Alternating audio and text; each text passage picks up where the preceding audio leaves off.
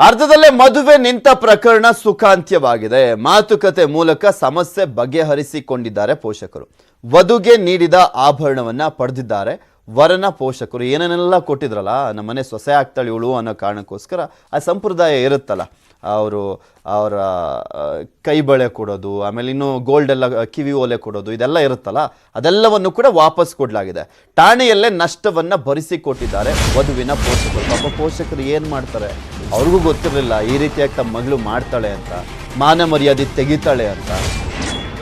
So ಏನೇನೆಲ್ಲ ಕೊಟ್ಟಿದ್ರು ಮತ್ತೆ ಯಾವ ರೀತಿಯಾಗಿ ಖರ್ಚು ಮಾಡಲಾಗಿತ್ತು, ಆ ಖರ್ಚು ವೆಚ್ಚ ಎಲ್ಲ ವಾಪಸ್ ಕೊಟ್ಟಿದ್ದಾರೆ. ಖರ್ಚು ಮಾಡಿದ ಹಣವನ್ನು ಪಡೆದಿದ್ದಾರೆ ವರನ ಕುಟುಂಬಸ್ಥರು. ಮತ್ತೆ ಇನ್ನೇನು ಬಿಡ್ತಾರ ಅವರು? ಈ ರೀತಿಯಾಗೆಲ್ಲ ಅವಮಾನ ಮಾಡಿದ್ರೆ ಬಿಡ್ತಾರ? ವರನ ಕುಟುಂಬದವರು ಇಸ್ಕೊಂಡು ಹೋಗಿದ್ದಾರೆ. ಹುಡುಗಿಯ ಪೋಷಕರ ಆಟೋದಲ್ಲಿ ಮನೆಗೆ ವಾಪಸ್ ಹೋಗಲಾಗಿದೆ. ಹುಡುಗಿಯ ಪೋಷಕರು ಆಟೋದಲ್ಲಿ ವಾಪಸ್ ಹೋಗಿದ್ದಾರೆ ತಮ್ಮ ಮಗಳನ್ನು ಕರ್ಕೊಂಡು. ಇಷ್ಟೆಲ್ಲ ಅವಮಾನ ಮಾಡಿದ್ದಾರೆ. ಪಾಪ ಪೋಷಕರು ಎಷ್ಟು ಸಂಕಟಾಗಿರೋಣ, ಇಂಥ ಮಗಳನ್ನ ಎತ್ತದ್ವಲ್ಲ ಅಂತ. ಯಾಕೆಂದರೆ ಪ್ರೀತಿ ಮಾಡೋದೇನು ತಪ್ಪು ಅಂತ ಹೇಳ್ತಾ ಇಲ್ಲ, ಆದರೆ ಮದುವೆಗೆ ಸಂದರ್ಭದಲ್ಲಿ ತಾಳಿ ಕಟ್ಟಬೇಕಾದ್ರೆ ಅದನ್ನು ನಿರಾಕರಣೆ ಮಾಡುವಂಥದ್ದು ಇದೆಯಲ್ಲ, ಇದು ಪಾಪ ಅಂತ ಹೇಳೋದು. ಅದು ತಂದೆ ತಾಯಿಗೆ ಎಷ್ಟು ಅವಮಾನ ಆಗುತ್ತೆ, ಕುಟುಂಬಸ್ಥರಿಗೆ ಎಷ್ಟು ಅವಮಾನ ಆಗುತ್ತೆ, ಆ ವಧುಗೆ ಎಷ್ಟು ಅವಮಾನ, ವರನಿಗೆ ಎಷ್ಟು ಅವಮಾನ ಆಗುತ್ತೆ. ಈಕೆ ಲವ್ವಿ ಡವ್ವಿ ಇದ್ದಿದ್ರೆ ಮುಂಚೆನೇ ಹೇಳ್ಬಿಟ್ಟಿದ್ರೆ ಆಗೋಗಿರೋದು.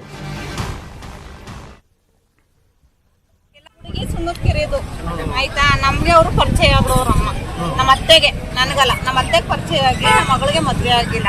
ಎಲ್ಲಾರು ಒಂದು ಒಳ್ಳೆ ಹುಡುಗ ಇದ್ರೆ ತೋರಿಸಿ ಅಂತ ಹೇಳಿದ್ರು. ಬೇರೆ ಕಡೆ ನೋಡ್ತಾ ಇದ್ರಂತೆ. ನಮ್ಮ ಅತ್ತೆ ಅಂದ್ರು ಹುಡುಗಿ ಆಚೆಗೆ ಹೋಗಲ್ಲ ಈಚೆಗೆ ಬರಲ್ಲ, ಒಳ್ಳೆ ಹುಡುಗಿ ಅವಳು, ನಾವು ಹೋಗಿ ಕೇಳಿ ನಿಮ್ಮ ತಮ್ಮನಿಗೆ ನಾವು ಹೆಣ್ಣು ಹುಡುಕ್ತಾ ಇದ್ದೋ. ಅವಾಗ ಹೆಣ್ಣು ಹುಡುಕ್ತಾ ಇದ್ದಾಗ ಅವ್ರು ಹೇಳಿದ್ರು ಹೋಗಿ ನೋಡಿ ನಿಮ್ಮ ತಮ್ಮನಿಗೆ ಒಳ್ಳೆ ಹುಡುಗಿ ಅಂತ ಹೇಳಿದ್ರು. ನಾವು ಹೋದಾಗ ಅವಳು ಇರ್ಲಿಲ್ಲ ಮನೇಲಿ. 8:30 ರಾತ್ರಿಗೆ ಬಂದ್ಲು. 8:30 ಗಂಟೆ ಕಾಯ್ಕೊಂಡಿದ್ದು. ಕಾಫಿ ಮಾಡಿಕೊಟ್ರು, ಅವ್ರಮ್ಮ ಕೊಟ್ಲು. ಆಮೇಲೆ ನಾವು ಹುಡುಗನ್ನ ಕರ್ಸದ, ಹುಡುಗಿಗೆ ಇಷ್ಟನಾ ಅಂತ ನಾವು ಮಾತಾಡ್ಕೊಂಡಿದ್ದಕ್ಕೆ ಕರ್ಸಿ ನನಗಿಷ್ಟ ಅಂತ ಅಂದ್ಲು. ಆಯ್ತಾ, ಅವಳ ಮುಂದೆನೆ ನಾವು ಕೇಳ್ದು, ನನ್ನ ತಮ್ಮನ ಜೀವನ ನೀನು ಹಾಳು ಮಾಡ್ಬೇಡ, ನಿನ್ಗೆ ಯಾರು ಇಷ್ಟ ಆಯ್ತಾ, ಮದುವೆ ಮಾಡ್ಕೊಳಂಗಿದ್ರೆ ಹೊಟ್ಟೋಗ್ಬಿಡು ಆಯ್ತಾ ಅಂತ ನಾವು ಕೇಳ್ದು.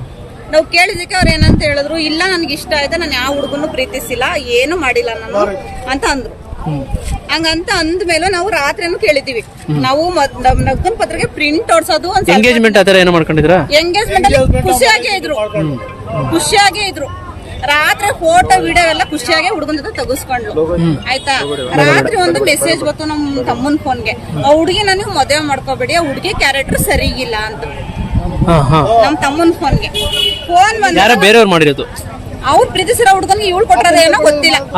ನಾವು ತಕ್ಷಣ ಹುಡುಗಿ ಮನೆಗೆ ಫೋನ್ ಮಾಡ್ದೆ, ಮೆಸೇಜ್ ಬರ್ತೈತೆ, ಏನು ಎಂತು ಅಂತ ಕೇಳಿದಕ್ಕೆ ಅವಳಂದು ನಾನು ಏನು ಮಾಡಿಲ್ಲ, ನನ್ನ ಮೇಲೆ ಯಾರಿಗೂ ಹೊಟ್ಟೆ ಕಿಚ್ಚೈತೆ, ಯಾರೋ ನಂಬರ್ ತಗೊಂಡು ನನ್ಗೆ ಹಿಂಗ್ ಮಾಡ್ತವ್ರೆ, ನಿಮ್ ತಮ್ಮ ನನ್ಗೆ ಇಷ್ಟನೇ ಮದುವೆ ಮಾಡ್ಕೊಳಕ್ಕೆ, ನಂದೇನು ಪ್ರಾಬ್ಲಮ್ ಇಲ್ಲ ಅಂತ ಕೇಳಿದ್ರು. ರಾತ್ರಿನೂ ಓದೋ.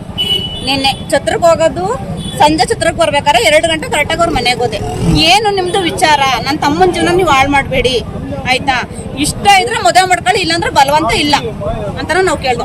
ಇಲ್ಲ ನನ್ಗೆ ಇಷ್ಟನೇ, ನನ್ನ ತಂದೆ ತಾಯಿ ಮೇಲೆ ಆಣೆ ಮಾಡಿ ಹೇಳ್ತೀನಿ ನಿಮ್ ತಮ್ಮ ಇಷ್ಟನೇ ಅಂತ ಹೇಳ್ಬಿಟ್ಟು ಬೆಳಿಗ್ಗೆನು ಎಲ್ಲಾ ಸಂಸ್ಕೃತ ಮಾಡಿಸ್ಕೊಂಡು ಎಲ್ಲಾ ರೀತಿನೂ ಮಾಡಿಸ್ಕೊಂಡು ಹುಡುಗನ ಜೊತೆನು ಚೆನ್ನಾಗಿದ್ದು, ಅಪ್ಪ ಅಮ್ಮ ಎಲ್ಲಾರು ಬಂದಿರೋರೆಲ್ಲ ಹಾಲ್ ಬಿಡೋ ಗಂಟನು ಚೆನ್ನಾಗಿತ್ತು.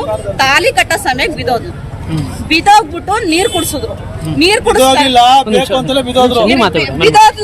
ಬಿದೋದಾಗ ನೀರ್ ಕುಡ್ಸಿದ್ರು, ನೀರು ಒಳಗೆ ಹೋಯ್ತಾ ಇರ್ಲಿಲ್ಲ. ಆಮೇಲೆ ಸಮಾಧಾನ ಮಾಡಿ ಗಾಳಿ ಬಿಸಿ ಎದಳಿಸಿದ್ರು. ನನಗೆ ಇಷ್ಟ ಇಲ್ಲ ಹುಡುಗ, ನಾನು ಮದ್ವೆ ಆಗಲ್ಲ ಇಷ್ಟ ಅಂದಿದ್ದು.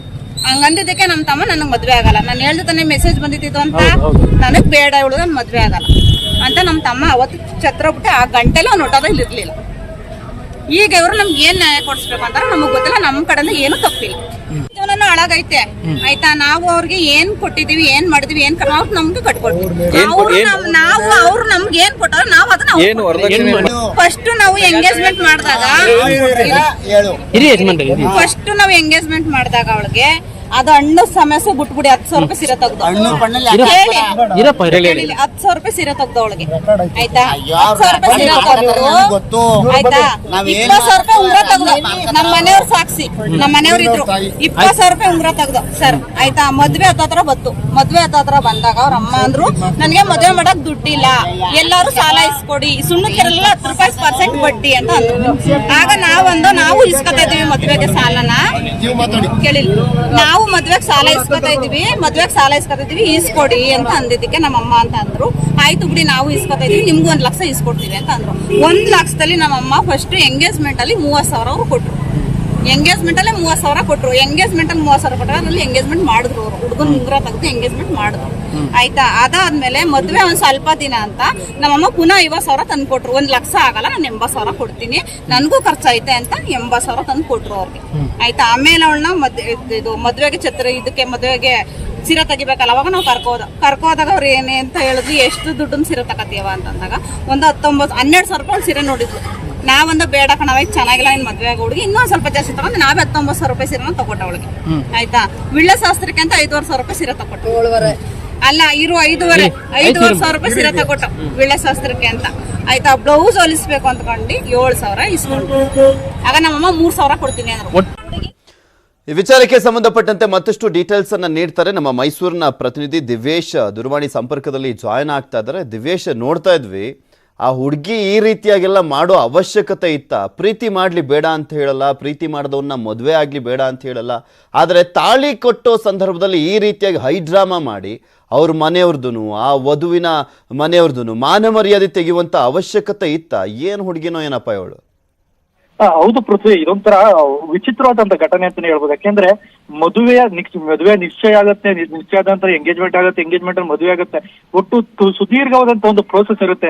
ಈ ಇಷ್ಟು ಸಮಯದಲ್ಲಿ ಒಂದು ಮದುವೆ ಆಗ್ಬೇಕಾದ ಹುಡುಗಿ ಈ ಮದುವೆ ಇಷ್ಟ ಇಲ್ಲ ಅಂತ ಹೇಳಲಿಕ್ಕೆ ಸಾಕಷ್ಟು ಅವಕಾಶಗಳು ಕೂಡ ಇತ್ತು. ಆದ್ರೆ ಮದುವೆ ಮನೆಗೆ ಬಂದು ತಾಳಿ ಕಟ್ಟುವ ಸಂದರ್ಭದಲ್ಲಿ ದೊಡ್ಡ ಮಟ್ಟದ ಒಂದು ಐಡ್ರಾಮವನ್ನ ಕ್ರಿಯೇಟ್ ಮಾಡಿ, ಒಂದು ಕಡೆ ಮದುವೆ ವರನ ಕುಟುಂಬ ಇರ್ಬೋದು, ಮತ್ತೆ ತನ್ನ ತಂದೆ ತಾಯಿಯ ಮತ್ತೆ ತಮ್ಮ ಕುಟುಂಬ ಇರ್ಬೋದು, ಎಲ್ಲರ ಒಂದು ಮರ್ಯಾದೆಯನ್ನ ಒಂದು ನಡು ಬೀದಿಯಲ್ಲಿ ಹರಾಜಾಕುವಂತ ಕೆಲಸವನ್ನ ಈ ಒಂದು ಯುವತಿ ಮಾಡಿರುವಂತದ್ದು. ಏನಂದ್ರೆ ಯುವತಿ ಮೈಸೂರಿನ ಒಂದು ಸುಣ್ಣದಕೆರೆಯ ನಿವಾಸಿಯಾಗಿರುವಂತಹ ಸಿಂಚನ ತನ್ನ ಪಕ್ಕದ ಮನೆಯ ಒಂದು ವ್ಯಕ್ತಿ ಜೊತೆಗೆ ಒಂದು ಲವಿ ಡವಿಯನ್ನ ಇಟ್ಕೊಂಡಿದ್ಲು ಅನ್ನೋದು ಮಾಹಿತಿಗಳಿಂದ ಗೊತ್ತಾಗ್ತಾ ಇರುವಂತದ್ದು. ಹಾಗಾಗಿ ತಾನು ಪ್ರೀತಿಸಿದ ಯುವಕರನ್ನ ಮದುವೆ ಆಗೋಕ್ಕೆ ಸಾಕಷ್ಟು ಅವಕಾಶಗಳಿತ್ತು. ಎಷ್ಟು ದಿನ ಆಗಿತ್ತು ಅಂದ್ರೆ ಎಂಗೇಜ್ಮೆಂಟ್ ಆಗಿ ಸುಮಾರು 2-2.5 ತಿಂಗಳಷ್ಟು ಈ ಒಂದು ಎಂಗೇಜ್ಮೆಂಟ್ ಆಗಿ ಇಷ್ಟು ದಿನ ಆಗಿದೆ, 2.5 ತಿಂಗಳಾಗಿದೆ. ಆದ್ರೆ ಅಲ್ಲಿಂದ ಇಲ್ಲಿವರೆಗೂ ಕೂಡ ಯುವತಿ ಮದುವೆ ಇಷ್ಟ ಇದೆ ಅಂತ ಹೇಳ್ತಾ 2.5 ತಿಂಗಳಾದ್ಮೇಲೆ ಊರಿಗೆಲ್ಲ ಲಗ್ನ ಪತ್ರಿಕೆ ಎಲ್ಲ ಹಂಚಿ ಎಷ್ಟು ಟೈಮ್ ಇತ್ತು ರೀ ದಿವ್ಯೇಶ್? 2.5 ತಿಂಗಳಿಂದನೂ ಟೈಮ್ ಇತ್ತು. ಯಾವತ್ತಾದ್ರೂ ಒಂದಿನ ಅವ್ರ ತಂದೆ ತಾಯಿಗೂ ಅಟ್ಲೀಸ್ಟ್ ತಂದೆ ತಾಯಿ ಒಪ್ಕೊಳ್ಳಿಲ್ಲ ಅಂದ್ರೆ ಅಟ್ಲೀಸ್ಟ್ ಆ ಹುಡುಗನಿಗೆ ಯಾರು ಮದುವೆ ಆಗ್ತಿದ್ಲಿ, ಇವಳು ತಾಳಿ ಕಟ್ತಿದ್ದ ಆತನಿಗೆ ಒಂದು ಮೆಸೇಜ್ ಹಾಕಿದ್ರು ಅವತ್ತೇ ರಿಜೆಕ್ಟ್ ಮಾಡಿರೋರು. ಇಷ್ಟೆಲ್ಲ ದುಡ್ಡು ಖರ್ಚು ಮಾಡ್ಕೊಂಡು, ಇಷ್ಟೆಲ್ಲ ನಷ್ಟ ಮಾಡ್ಕೊಂಡು, ಇಷ್ಟೆಲ್ಲ ಮಾನ ಮರ್ಯಾದೆ ತೆಗೆಯುವಂತ ಅವಶ್ಯಕತೆನೇ ಇರಲಿಲ್ಲ ಇಲ್ಲಿ. ಹೌದು ಪೃಥ್ವಿ, ಏನಂತಂದ್ರೆ ಈ ಒಂದು ಯುವತಿಯ ಒಂದು ಮನಸ್ಥಿತಿಯನ್ನ ಗಮನಿಸ್ಕೊಂಡ್ರೆ, ಯುವತಿ ಇಡೀ ಒಂದು ಪ್ರಕರಣದಲ್ಲಿ ಒಂದು ತಾಳಿ ಕಟ್ಟುವವರೆಗೂ ಕೂಡ ತಾನು ಇಂತಹ ರೀತಿಯಾದ ದೊಡ್ಡ ಮಟ್ಟದಲ್ಲಿ ಒಂದು ಕೃತ್ಯವನ್ನು ನಡೆಸಬೇಕು ಅಂತ ಕಾಯ್ಕೊಂಡಿರೋದ್ರಲ್ಲಿ ಸ್ಪಷ್ಟವಾಗಿ ಕಾಣುತ್ತೆ. ಯಾಕಂದ್ರೆ ಮದುವೆ ಒಂದು ಎಂಗೇಜ್ಮೆಂಟ್ ಆಗಿ ಸುಮಾರು 2.5 ತಿಂಗಳಾದ್ಮೇಲೆ ಮದುವೆ ಆಗಿರುವಂತದ್ದು. ಈ ಒಂದು ಸಂದರ್ಭದಲ್ಲಿ ಆತನ ಒಂದು ಪ್ರಿಯಕರ ಏನೈತೆ, ಆ ಪ್ರಿಯಕರ ಕೂಡ ಈ ಮದುವೆ ಆಗ್ಬೇಕಂತ ಯುವಕನಿಗೆ ಒಂದು ಮೆಸೇಜ್ ಕೂಡ ಹಾಕಿರ್ತಾನೆ. ನಾವಿಬ್ರು ಲವ್ ಮಾಡ್ತಾ ಇದೀವಿ, ಅವನ ಮದುವೆ ಆಗ್ಬೇಡ ಅಂತ ತಾಕೀತನ್ನ ಕೂಡ ಮೆಸೇಜ್ ಮೂಲಕ ತಿಳಿಸಿರ್ತಾನೆ. ಇದನ್ನ ಕೂಡ ಆ ಮದುವೆ ಆಗುವಂತ ಯುವಕ ಈ ಬಗ್ಗೆ ಒಂದು ಸ್ಪಷ್ಟೀಕರಣವನ್ನು ಕೇಳಿದಾಗ, ಇಲ್ಲ ಇವೆಲ್ಲ ಸುಳ್ಳಿದೆ, ಯಾರೋ ನಿಮ್ಮನ್ನ ಬೇಕು ಅಂತ ಆಟ ಆಡಿಸ್ತಾ ಇದ್ದಾರೆ ಅಂತೇಳಿ ಆ ಯುವಕನನ್ನ ಆ ಯುವಕನಿಗೆ ಒಂದು ಸಮಾಧಾನವನ್ನ ಮಾಡಿ ಮದುವೆಗೆ ಮುಂದುವರಿಯುವಂತ ಕೆಲಸವನ್ನು ಕೂಡ ಮಾಡುವಂಥದ್ದು. ಇವೆಲ್ಲವನ್ನ ಗಮನ ಇಟ್ಕೊಂಡು ನೋಡೋದಾದ್ರೆ ಯುವತಿಯ ಒಂದು ಮನಸ್ಥಿತಿ ಇಲ್ಲಿ ಸ್ಪಷ್ಟವಾಗಿ ಕಾಣುತ್ತೆ. ಇಲ್ಲಿ ಏನ್ ತನ್ನ ತಂದೆ ತಾಯಿ ಇರ್ಬೋದು, ತಮ್ಮ ಕುಟುಂಬಸ್ಥರಿದ್ದಾರೆ, ಅವರ ಮರ್ಯಾದೆಯನ್ನ ಕಳಿಬೇಕು ಅನ್ನೋದು ಇಲ್ಲಿ ಸ್ಪಷ್ಟವಾಗಿ ಆ ಯುವತಿಯ ಮನಸ್ಸಲ್ಲಿತ್ತು ಅನ್ನೋದು ಕಾಣುತ್ತೆ. ಯಾಕಂದ್ರೆ ತನ್ನ ಒಬ್ಬ ಪ್ರಿಯಕರನ್ನ ಪ್ರೀತಿ ಮಾಡ್ತೀನಿ ಅಂದ್ರೆ ತನ್ನ ಕುಟುಂಬಸ್ಥರು ಹೇಳ್ಕೊಂಡಿದ್ರೆ ಇಡೀ ಪ್ರಕರಣ ಸುಖಾಂತ್ಯದಲ್ಲೇ ಇಷ್ಟು ದೊಡ್ಡ ಮಟ್ಟ ರಾದಂತಾಗ್ದೇನೆ ಎಲ್ಲೋ ಸಣ್ಣ ಪುಟ್ಟ ವೈಮನಸ್ಸು ಮೂಲಕನೇ ಪೂರ್ತಿ ಮದುವೆ ಅನ್ನೋದಾಗೋತಿತ್ತು. ಅಥವಾ ಇಷ್ಟು ದೊಡ್ಡ ಮಟ್ಟದ ಒಂದು ಅವಮಾನವನ್ನ ಇಡೀ ಕುಟುಂಬಕ್ಕೆ ಮಾಡೋ ಬದಲು ಅವರಿಬ್ರು ಬೇರೆ ಕಡೆ ಹೋಗಿದ್ರು ಕೂಡ ಆಗೋಗ್ತಿತ್ತು. ಆದ್ರೆ ಇಲ್ಲಿ ಅವರು ಮಾಡಿದಂಥದ್ದು ಮದುವೆ ಮನೆಗೆ 2 ಕುಟುಂಬದವರು ಬಂದಂತ ಸಂದರ್ಭದಲ್ಲಿ ಈ ರೀತಿಯಾದಂತಹ ಒಂದು ದೊಡ್ಡ ಅವಮಾನವನ್ನ ಮಾಡುವಂಥದ್ದು, ದೊಡ್ಡ ಐಡ್ರಾಮವನ್ನ ಕ್ರಿಯೇಟ್ ಮಾಡುವಂತ ಕೆಲಸವನ್ನ ಮಾಡಿರುವಂತದ್ದು. ಇನ್ನೊಂದ್ ಕಡೆ ಯುವತಿಯ ಒಂದು ವಿಕೃತ ಮನಸ್ಥಿತಿ ಇತ್ತು ಅನ್ನೋದು ಇಲ್ಲಿ ಸ್ಪಷ್ಟವಾಗಿ ಕಾಣುವಂಥದ್ದು. ಪೃಥ್ವಿ, ದಿವೇಶ, ಈ ಪಾಪ ಅವರ ಹುಡುಗಿ ಅಪ್ಪ ಅಮ್ಮ ಏನಾದ್ರು ಹೇಳಿದ್ರ ಈ ವಿಚಾರಕ್ಕೆ ಸಂಬಂಧಪಟ್ಟಂತೆ? ಈ ಹುಡುಗಿಗೆ ಅಣ್ಣ, ತಮ್ಮ, ತಂಗಿ, ಅಕ್ಕ ಯಾರು ಇಲ್ವಾ? ಒಬ್ಳೆ ಮಗಳು? ಅಂದ್ರೆ ಪೃಥ್ವಿ, ಏನಂತಂದ್ರೆ ಈಗಾಗಲೇ ಒಂದು ಯುವತಿಯ ತಂದೆ ತಾಯಿ ಏನಿದ್ದಾರೆ, ಈಗಾಗಲೇ ಅವರು ಪೊಲೀಸ್ ಠಾಣೆಯಲ್ಲಿ ಇರೋದು, ಮೈಸೂರಿನ ಕೇರ್ ಠಾಣೆಯ ಕೇರ ಠಾಣೆಯಲ್ಲಿದ್ದಾರೆ. ಯಾಕಂದ್ರೆ ಈಗಾಗಲೇ ಯುವತಿ ಏನು ವರನ ಕಡೆಯವರು ಇದ್ರು, ಅವರು ಕೂಡ ನಾವು ಈ ಮದುವೆ ಸಂದರ್ಭದಲ್ಲಿ ಸಾಕಷ್ಟು ವರೋಪಚಾರವನ್ನ ಏನು ಹುಡುಗಿಗೆ ಸಾಕಷ್ಟು ಒಡವೆಗಳನ್ನ ಮಾಡಿಸಿದ್ವಿ, ಜೊತೆಗೆ ಮದುವೆಗೆ ಬೇಕಾದ ಸಾಕಷ್ಟು ಖರ್ಚು ವೆಚ್ಚವನ್ನ ಮಾಡಿದ್ವಿ, ಅವನ್ನ ಬರ್ಸ್ಕೊಡ್ಬೇಕು ಅನ್ನೋ ನಿಟ್ಟಿನಲ್ಲಿ ಪೊಲೀಸ್ ಠಾಣೆ ಮೆಟ್ಲೇರೋದ್ರಿಂದಾಗಿ ಪೊಲೀಸರು ಮಧ್ಯ ಪ್ರವೇಶಿಸಿ ಎರಡೂ ಕುಟುಂಬಸ್ಥರನ್ನ ಮತ್ತು ಯುವತಿಯನ್ನು ಕೂಡ ಪೊಲೀಸ್ ಠಾಣೆಗೆ ಕರೆದೊಯ್ದಿದ್ರು. ಈ ಒಂದು ಸಂದರ್ಭದಲ್ಲಿ ಅವರು ಒಂದು ಮಾತಾಡಿದ್ರೆ ಘಟನೆ ಆಯ್ತಲ್ಲ ದಿವ್ಯೇಶ್, ಅವನು ಲವ್ವಿ ಡವಿ ಮಾಡ್ತಿದ್ಲಲ್ಲ ಇವಳು, ಆ ಪ್ರಿಯಕರ ಬಂದಿದ್ನ ಎಲ್ಲಾದ್ರೂ ಅಡ್ಡನ್ಕದ್ನ ಅಲ್ಲಿ? ಅಂದ್ರೆ ಆ ಒಂದು ಯುವಕ ಇಡೀ ಒಂದು ಪ್ರಕರಣದಲ್ಲಿ ಎಲ್ಲೂ ಕೂಡ ಕಾಣಿಸ್ಕೊಂಡಿಲ್ಲ. ಯಾಕಂದ್ರೆ ಆತನನ್ನು ಐಡೆಂಟಿಫೈ ಮಾಡ್ಬೇಕಂತ ಯುವತಿ ಕೂಡ ಆತನ ಬಗ್ಗೆ ಇನ್ನೂ ಕೂಡ ಸ್ಪಷ್ಟವಾದ ಮಾಹಿತಿಯನ್ನು ಕೊಡ್ತಿಲ್ಲ. ಅಂದ್ರೆ ಜೊತೆಗೆ ಹೇಳ್ತಾ ಇರೋದು ಏನಂತಂದ್ರೆ, ನಾನು ಪಕ್ಕದ ಮನೆ ಯುವಕನನ್ನೇ ನಾನು ಪ್ರೀತಿ ಮಾಡ್ತೀನಿ, ನಾನು ಅವನನ್ನೇ ಮದುವೆ ಆಗ್ತೀನಿ ಅನ್ನೋದು ಪಟ್ಟನ ಹಿಡಿತದೊಂದು ಬಿಟ್ರೆ, ನಾನು ಮದುವೆ ಆಗಕ್ಕೆ ನಾನು ಸಿದ್ಧಳಿಲ್ಲ ಅನ್ನೋದು ಆಕೆ ಒಂದು ಮನಸ್ಥಿತಿ ಆಗಿತ್ತು. ಹಾಗಾಗಿ ಆ ಪಟ್ಟಿ ಹಿಡಿದು ಕೂತ್ಕೊಂಡು, ಹಾಗಾಗಿ ಪೊಲೀಸರು ಆಕೆಯನ್ನು ಕೂಡ ಠಾಣೆಗೆ ಕರೆದೊಯ್ದಂತ ಸಂದರ್ಭದಲ್ಲಿ ಈಗ ಕುಟುಂಬಸ್ಥರು ಈಗ ವರನ ಕಡೆಯವರು ಏನೆಲ್ಲ ಖರ್ಚನ್ನ ಮಾಡಿದ್ರು, ಸುಮಾರು 5 ಲಕ್ಷಕ್ಕೂ ಹೆಚ್ಚಿನ ಒಂದು ಖರ್ಚನ್ನ ಈ ಮದುವೆಗಾಗಿ ಅವರು ಒಡವೆಗಾಗಿ ಒಂದು ಖರ್ಚನ್ನ ಮಾಡಿದ್ರು, ಅವೆಲ್ಲವನ್ನು ಕೂಡ ನಾವು ಭರಿಸುವುದಾಗಿ ಕೂಡ ಅವರು ತಿಳಿಸಿದ್ದಾರೆ. ಜೊತೆಗೆ ಕುಟುಂಬಸ್ಥರ ಏನು ಈ ವಧುವಿನ ಕುಟುಂಬಸ್ಥರೇನಾದ್ರೆ ಅವರು ಇನ್ನೂ ಕೂಡ ಯಾವುದೇ ರೀತಿಯ ಹೇಳಿಕೆಯನ್ನ ನೀಡಲಿಕ್ಕೆ ಮುಂದಾಗಿಲ್ಲ. ಯಾಕೆಂದ್ರೆ ಇಲ್ಲೊಂದ್ ಕಡೆ ಅದು ಸಮಾಜದ ಮುಂದೆ ಅವರ ಒಂದು ಮರ್ಯಾದೆ ಕೂಡ ಹೋಗಿರೋದ್ರಿಂದ ಸಾಕಷ್ಟು ಬೇಸರವಾಗಿ ಕೂಡ ಅವರಿರುವಂತದ್ದು. ಹಾಗಾಗಿ ಇದ್ರು ಕೂಡ ಯಾವುದೇ ರೀತಿಯ ಒಂದು ಹೇಳಿಕೆಗಳನ್ನ ಅವರು ನೀಡಲಿಕ್ಕೆ ಮುಂದಾಗಿಲ್ಲ. ಪೃಥ್ವಿ. ಓಕೆ ದಿವೇಶ್, ಥ್ಯಾಂಕ್ ಯು ನಿಮ್ಮೆಲ್ಲ ಡೀಟೇಲ್ಸ್ಗಾಗಿ. ಗಮನಿಸ್ತಾ ಇದ್ದೀರಾ ಎಷ್ಟೆಲ್ಲ ತೊಂದರೆ ತಾಪತ್ರಯವನ್ನ ಮಾಡಿ ಈ ಹುಡುಗಿ ಅವ್ರ ತಂದೆ ತಾಯಿಗೆ ಅವಮಾನ ಆಗುವ ರೀತಿಯಲ್ಲಿ ಮಾಡಿರುವಂಥದ್ದು. ಮದುವೆ ಎಂಗೇಜ್ಮೆಂಟ್ ಆಗಿದೆ 2.5 ತಿಂಗಳ ಹಿಂದೆನೇ, ಆ ಸಂದರ್ಭದಲ್ಲಿ ಹೇಳ್ಬೋದಿತ್ತು ನಂಗೆ ಇಷ್ಟ ಇಲ್ಲ ಅಂತ. ಮದುವೆ ಲಗ್ನ ಪತ್ರಿಕೆ ಎಲ್ಲ ಹಂಚಿ ನಿನ್ನೆ ರಾತ್ರಿ ರಿಸೆಪ್ಷನ್ನು ಕೂಡ ನಕ್ಕೊಂಡು ಪೋಸ್ ಕೊಟ್ಬಿಟ್ಟು ಫೋಟೋಗೆ, ಅದಾದ್ಮೇಲೆ ಬೆಳಗ್ಗೆ ತಾಳಿ ಕಟ್ಟೋ ಸಂದರ್ಭದಲ್ಲಿ ತಲೆ ಸುತ್ತ ಬಂದು ಬಿದ್ದು ಈ ರೀತಿಯಾಗೆಲ್ಲ ನಾಟಕ ಮಾಡಿ ಜೈಲಿಗೆಲ್ಲ ಹೋಗಿ ಬರುವಂಥ ಪರಿಸ್ಥಿತಿ ನಿರ್ಮಾಣ ಮಾಡಿದ್ದಾರೆ.